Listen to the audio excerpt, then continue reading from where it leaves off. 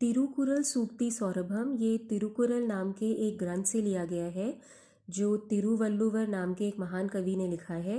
ये उस ग्रंथ से ली हुई कुछ सूक्तियाँ हैं।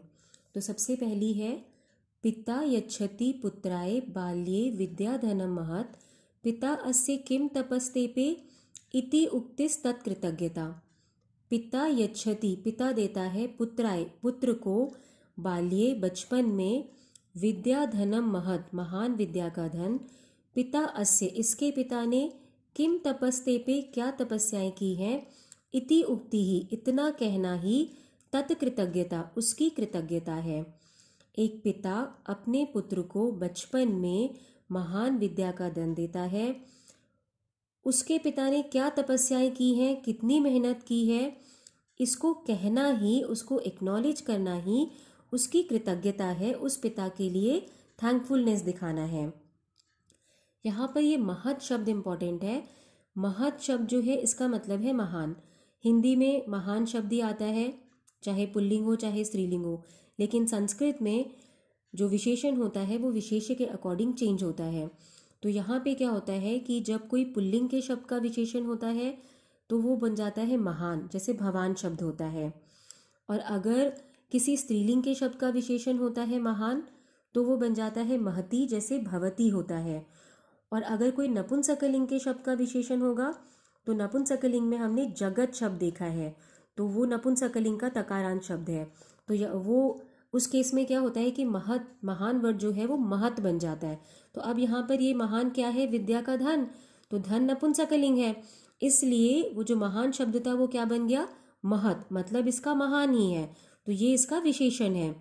तो महत जो है इसका प्रश्न निर्माण बन जाएगा कीदृशम। अगर क्वेश्चन में कीदृशम आता है तो तुमको उसका आंसर लिखना है महत। ठीक है, आपस में कहीं से भी ये मैच नहीं कर रहे हैं। बाल्ये बचपन में, कदा कब, तत्कृतज्ञता ये एक तत्पुरुष समास का शब्द है, उसकी कृतज्ञता, तो तस्य कृतज्ञता। अब दूसरा श्लोक देखो, अवक्रता यथा चित्ते तथा वाची भवेत यदि तदेव आहुः महात्मानः समत्वम इति तथ्यतः। अवक्रता यानी सिंप्लिसिटी, सरलता, यथा चित्ते जैसी मन में है, तथा वाची वैसी ही बोली में, भवेत हो यदि अगर, तदेव आहुः उसे ही कहा है, महात्मानः महान लोगों ने, तथ्यतः सही मायने में, सही में, सच में, समत्वम इति समानता ऐसा। जैसी सरलता मन में है वैसी ही अगर बोली में हो तो महान लोगों ने उसे ही समत्वम यानी समानता कहा है, सही मायने में। तो जैसी हमारी मन में सरलता होती है वैसी ही अगर बोली में हो तो वही समानता है। मन में कुछ और है और बोली में कुछ और है तो उसे समानता नहीं कहते। तो जैसा हमारा मन सरल है वैसी ही हमारी बोली सरल और सिंपल होनी चाहिए। यहाँ पे देखो, चित्ते यानी मन में, मनसी इसका सिनोनिम है, कुत्र कहाँ, वाची वाक शब्द का सप्तमी एकवचन है स्त्रीलिंग का, तो कुत्र भी हो सकता है, कस्याम भी हो सकता है, प्रश्न निर्माण। महात्मानः यानी महान लोग, महात्मा, तो ये पुल्लिंग का प्रथमा बहुवचन है के। तीसरा श्लोक देखो, त्यक्त्वा धर्म प्रदाम वाचम परुषाम यह अभ्युदीरयेत परित्यज्य फलम पक्वम भुंक्ते अपक्वम विमूढ़िः।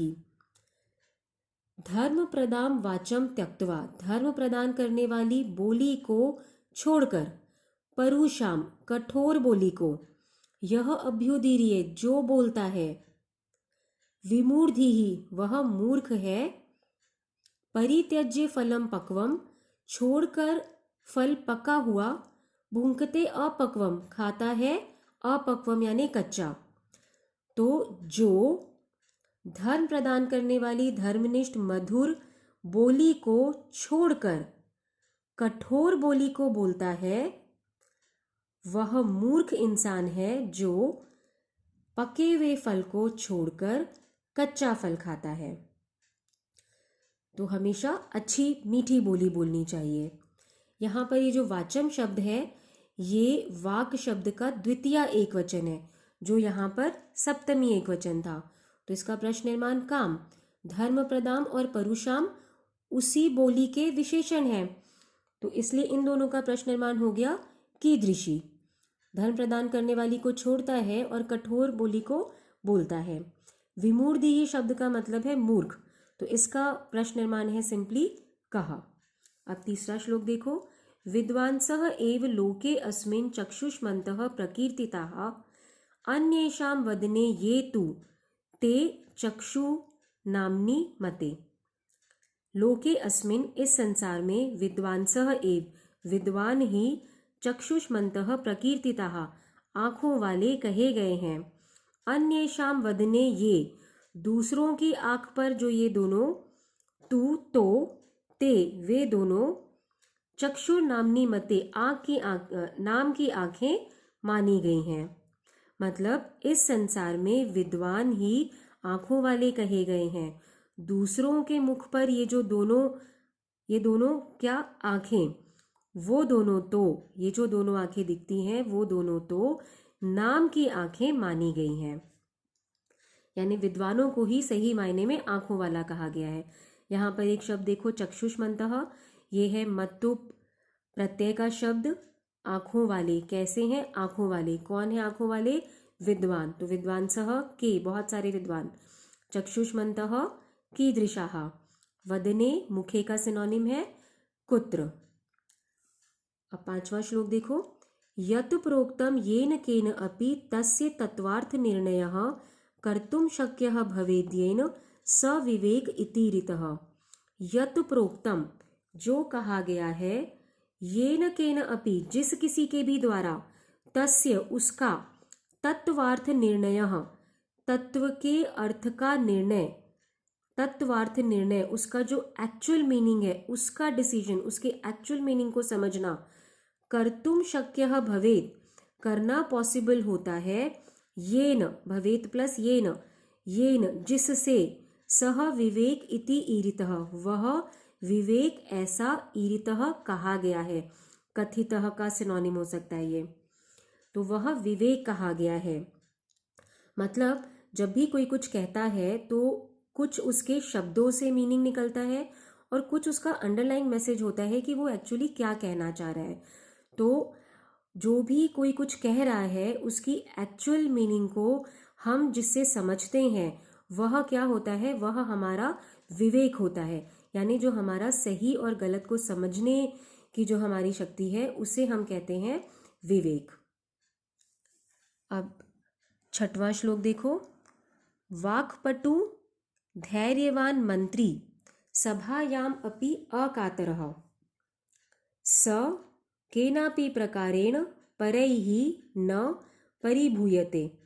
वाक्पटु यानी बोलने में होशियार, धैर्यवान यानी धीरज वाला, पेशेंस वाला, मंत्री, सभायाम अपि अकातरः सभा में भी जो अकातर यानी निडर रहता है, डरता नहीं है, सह केनापि प्रकारेण वह किसी भी प्रकार से, परैहि न, परैहि प्लस न रत्व संधि, दूसरों के द्वारा, न नहीं, परिभूयते पराजित होता है, वह किसी भी प्रकार से दूसरों के द्वारा पराजित नहीं होता है।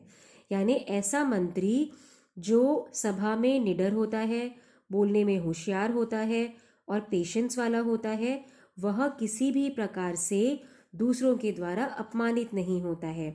यहाँ पर वो कहना चाह रहे हैं कि ये मंत्री का एग्जाम्पल लिया है, बट वो कहना चाह रहे हैं कि हमें हमेशा बोलने में होशियार होना चाहिए, बोलते समय सोच समझ के बोलना चाहिए, पेशेंस रखना चाहिए और निडर रहना चाहिए। अगर हम ऐसा होते हैं तो कभी भी कोई हमारा कुछ नुकसान, हमें अपमानित नहीं कर सकता है। सातवां श्लोक देखो, यह इच्छति, यहाँ पर एक चीज़ इंपॉर्टेंट है, वाक्पटु, वाची पटु इसका समास विग्रह है, बोलने में होशियार, ये बहुत इंपॉर्टेंट शब्द है। ज़्यादातर स्कूलों में प्री बोर्ड्स वगैरह में भी पूछते हैं, बोर्ड में भी आ सकता है। और ये परैहि प्लस न, ये एक रत्व संधि है। अब सातवां श्लोक देखो, यह इच्छति आत्मनः श्रेयः प्रभूतानि सुखानि च न कुर्यात् अहितं कर्म सह परेभ्यः कदापि च। यह इच्छति आत्मनः श्रेय, जो अपना श्रेय चाहता है, भला चाहता है, कल्याण चाहता है। प्रभूतानि सुखानि च, और बहुत सारे सुख चाहता है। न कुर्यात अहितम कर्म, नहीं करना चाहिए अहित कर्म करने वाला काम। सह परेभ्यः कदापि च, उसको परेभ्य दूसरों के लिए कभी भी। जो अपना भला चाहता है, बहुत सारे सुख चाहता है, उसे कभी भी दूसरों के लिए अहित करने वाला काम नहीं करना चाहिए। तो अगर आप अपना भला चाहते हो, बहुत सारे सुख चाहते हो, तो दूसरों के लिए भी कभी कोई गलत काम नहीं करो। यहाँ पे जो आत्मनः वर्ड है, ये षष्ठी का एक वचन का वर्ड है अपना, तो इसका प्रश्न निर्माण होगा कस्य। श्रेयः वर्ड श्रेयस शब्द से बना है, नपुंसकलिंग का शब्द है, उसका प्रथमा एक वचन है, तो किम। कर्म कर्मन शब्द से बना है, प्रथमा एक वचन, नपुंसकलिंग, इसका भी किम। अब देखो 8वां श्लोक। आचारः प्रथमः धर्मः इत्येतत् विदुषां वचः, तस्मात् रक्षेत् सदाचारं प्राणेभ्यः अपि विशेषतः। आचारः प्रथमः धर्मः, आचार यानी व्यवहार, हमारा बिहेवियर, वही हमारा पहला धर्म है। इति एतत् विदुषां वचः, ऐसा यह विद्वानों का वचन है, विद्वानों की कही हुई बात है। तस्मात् रक्षेत् सदाचारम, इसलिए रक्षा करनी चाहिए सदाचार की। प्राणेभ्यः अपि, प्राणों से भी बढ़कर, विशेषतः खास करके, यानी हमारा जो बिहेवियर होता है वही हमारा सबसे पहला धर्म होता है, ऐसा विद्वानों ने कहा है। इसलिए हमें सबसे पहले प्राणों से भी बढ़कर अच्छे व्यवहार की रक्षा करनी चाहिए, मतलब हमें सभी के साथ अच्छा व्यवहार करना चाहिए।